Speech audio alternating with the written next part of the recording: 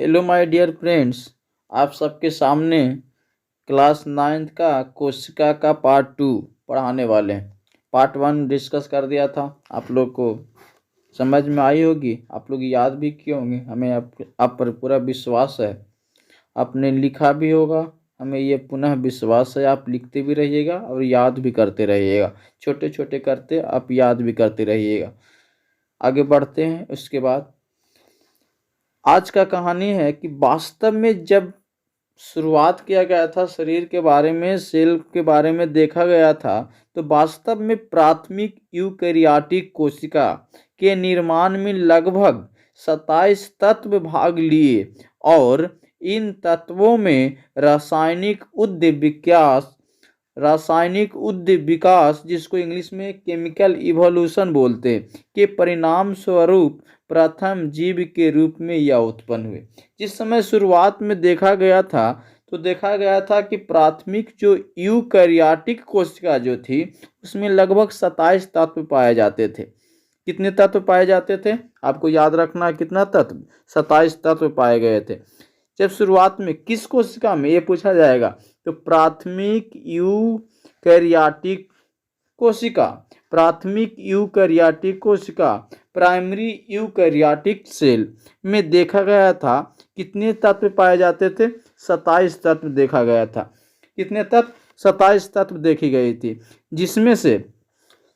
जिसमें देखा गया क्या चीज कि ये तत्व जो है किससे उत्पन्न हुई है? तो रासायनिक उद्द विकास, इसको इंग्लिश में बोलते केमिकल इवोल्यूशन। इसको क्या बोलते? Chemical evolution. जो 27 तत्व पाए गए थे, इस किसकी सहायता से? रासायनिक उद्द विकास। ठीक है, यहाँ तक समझ में आई। आगे चलते हैं। आगे की कहानी है क्या चीज कि जब एक कोशिका को देखा गया, 27 एलिमेंट इसमें पाए गए, तब फिर इसके बाद डिस्कस क्या किया गया कि इस कोशिका के निर्माण में 27 तत्वों में से 4 तत्व की प्रधानता थी, जिसमें ऑक्सीजन 65%, कार्बन 18.5%, हाइड्रोजन 9.5% और नाइट्रोजन 3.3%। जब इसमें देखा गया कि 27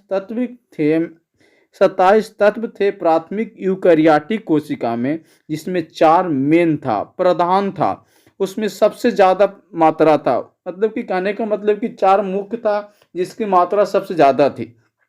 ऐसे 27 तत्व थे, थोड़ी थोड़ी मात्रा में सब थे, लेकिन उसमें से सबसे अधिक मात्रा किसकी थी? ऑक्सीजन का था। और इसके बाद कार्बन डाइऑक्साइड, हाइड्रोजन और नाइट्रोजन। तो आपसे पूछी जाएगी कि सबसे ज़्यादा हमारे शरीर में जो कोशिका जो बनी होती है, उसमें कौन सा तत्व की मात्रा सबसे अधिक होती है? तो आप क्या बताओगे? ऑक्सीजन। क्या बताओगे? ऑक्सीजन। अब दूसरी बात पूछा जाए तो सबसे अधिक क्या चीज होती है? कार्बन। और तीसरी नंबर में हाइड्रोजन और चौथी नंबर में नाइट्रोजन। हम सबको बताए थे कि कौन कितने स्थान पर पाया जाता है, ये भी बताए थे। एटॉमिक नंबर बताया था, एटॉमिक परमाणु क्रमांक बताया था। 8वें नंबर पर कौन पाया जाता है? ऑक्सीजन। 6 नंबर पर कौन पाया जाता है? कार्बन।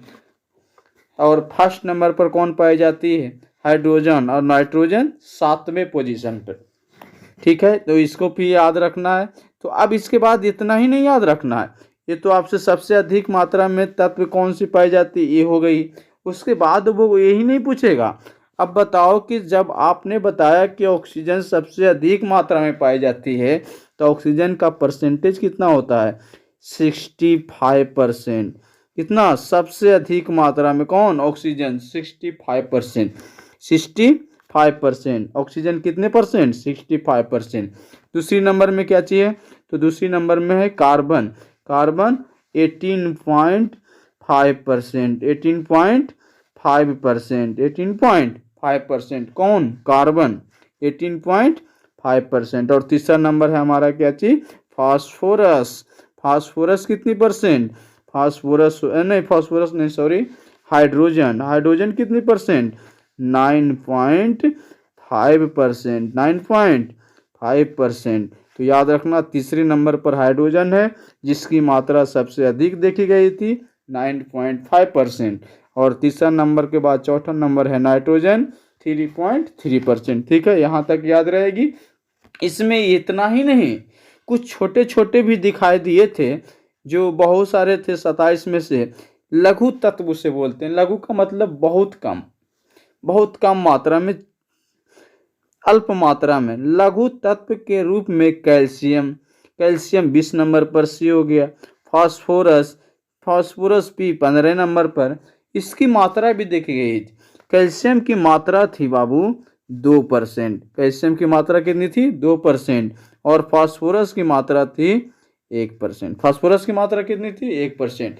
Calcium 2%, phosphorus 1%। इसीलिए दोनों को हम लोग नाम क्या दिए? लघु तत्व। क्या चीज बोल रहे इसको? लघु तत्व मतलब अल्प तत्व, बहुत कम मात्रा में इसको दिखाई दी थी। ठीक है, तो ये याद रखना। 4 2 6 है, आपको याद रखना है। 6 के बारे में आपको याद रखना है। क्या क्या चीज याद कीजिए मेरे साथ? Oxygen 65%, carbon 18.5%, hydrogen 9.5%। उसके बाद बताए क्या चीज? नाइट्रोजन 3.3%। और लघु तत्व में क्या बताए? लघु तत्व में बताए हम आपको, लघु तत्व में बताए कैल्शियम 2%, फिर उसके बाद बताए आपको फास्फोरस 1%। सबका एटॉमिक नंबर भी बताया था, वो भी आप लोग को याद है तो बहुत अच्छी बात, याद करते रहिएगा। देखिए यहाँ पर बता भी रहे हैं, कितनी अच्छी बात है। उसके बाद पहली कोशिका की खोज, वाह कितनी अच्छी प्रश्न है। पहली कोशिका का खोज किसके द्वारा किया गया था? रॉबर्ट हुक के द्वारा किया गया था। जो डेड सेल था अलग बात है, मृत कोशिका थी, लेकिन सबसे पहली कोशिका का खोज किसने किया था? Robert Hooke. इसने किया था? Robert Hooke. किसकी सहायता से? तो रॉबर्ट हुक ने बोतल की कॉर्क से निर्मित स्लाइड में माइक्रोस्कोप की सहायता से किया था। ये देख रहे हो बोतल, इसके ऊपर में आपको दिखाई दे रहा है क्या चीज? कॉर्क। टिप्पी नहीं होता है कॉर्क, हाँ वही कॉर्क बोल रहे हैं। वो कॉर्क उसको बोलते हैं। कॉर्क लकड़ी की थी, याद रखना किस चीज की थी? लकड़ी की। और इसमें क्या चीज लपटा दिया था? पेड़ की छाल। और इसमें देखा क्या चीज कि इसमें देखा कि इसके ऊपर लाल लाल का कुछ कलर आ जाता है। कलर दिखाई दिया तो उसको पता चला, और उसी समय उसने नाम इसको क्या दे दिया था? कोसा बोला था। कोसा सेल भी बोल दिया, और इसी को बोलते थे कोशिका बोलते थे। तो ये नाम किसने दिया था? रॉबर्ट हुक ने दिया था। किसकी सहायता से खोज की थी? ये पूछा जाता है। तो याद रखिएगा, बोतल की कॉर्क की सहायता से। किसकी सहायता से खोज की थी? बोतल की कॉर्क से निर्मित स्लाइड से किया था। स्लाइड इसको बोलते हैं जो ऊपर में लगाई थी ना कॉर्क वाला, वो स्लाइड चिप ऐसी पतले जैसे होती है। और इसका जब स्लाइड लगाया था तो इसका कलर अपरूपी चेंज हो गई थी। तो किसने किया था? रॉबर्ट हुक ने किया था। बोतल की कॉर्क की सहायता से किया था। और इसको देखा था क्या चीज से? माइक्रोस्कोप की सहायता से। और उस समय नाम क्या दिया था इसको? कोसा। क्या नाम पड़ा था इसका? कोसा। इसका नाम क्या दिया था जी? कोसा। कोसा सेल और कोशिका, याद रखिएगा। कोसा, कोसा भी कभी कभी लिखा है। कोसा की खोज सबसे पहले किसने किया था पूछा जाए तो आपको याद रखना है क्या चीज? Robert Hooke. जीवित कोशिका की खोज किसने किया था? रॉबर्ट हुक मत बता देना, ठीक है। फिर उसके बाद आगे की कहानी। आगे बताया कि चैम्बर नुमा संरचना या मधुमक्खी की छत्ते जैसी संरचना को क्या बोला? कोसा, कोशिका और सेल।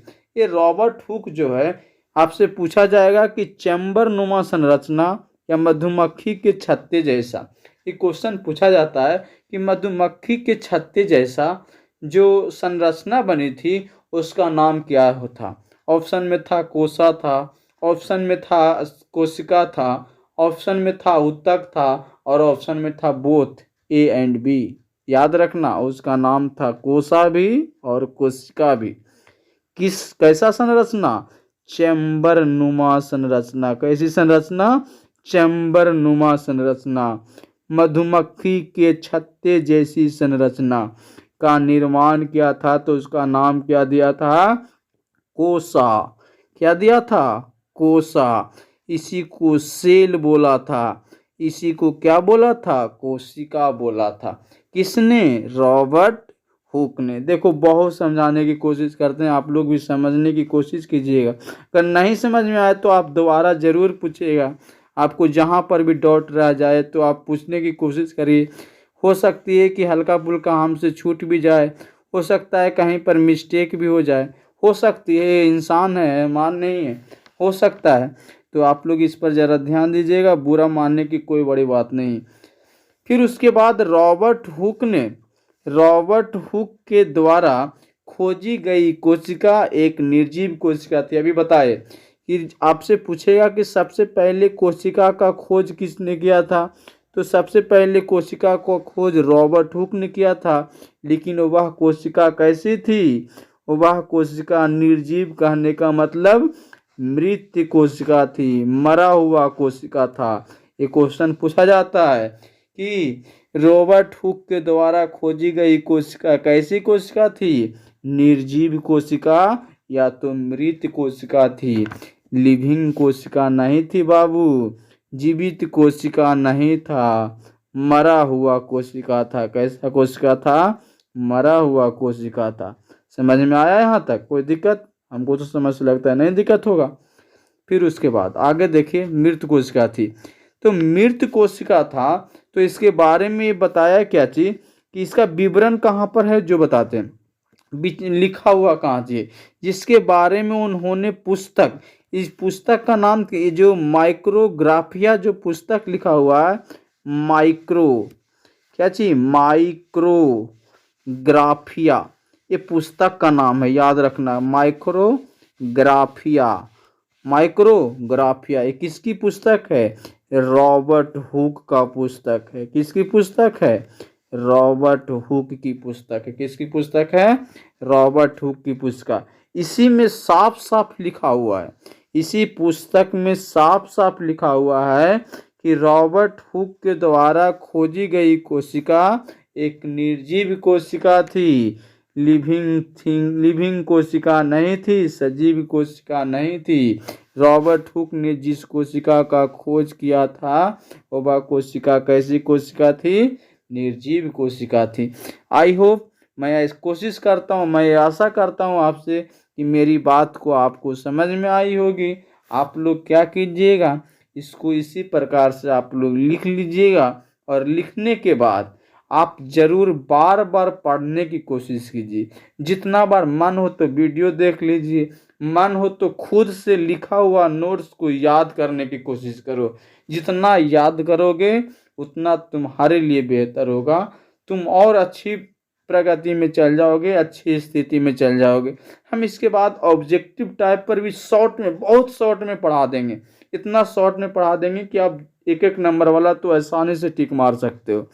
इसमें हम आने की कोशिश नहीं है, लेकिन आप लोग जरूर, हम कहते हैं कि आप पढ़ा कीजिए। जितना ज़्यादा पढ़ोगे, जितना याद करोगे, एक ही चीज़ को पढ़ा हुआ को बार बार पढ़ो, एक बार नहीं 1000 बार पढ़ो। जितना पढ़ोगे तुम्हारे पिता या फिर माँ का मोटिवेशन एकदम खुशी से खिलखिलाता रहेगा, और शिक्षक का तो कलेजा और टाइट हो जाएगा, गर्व से बोलेगा नहीं ये मेरा पढ़ाया हुआ छात्र है। ऐसे हम लोगों को भी गर्व होने चाहिए।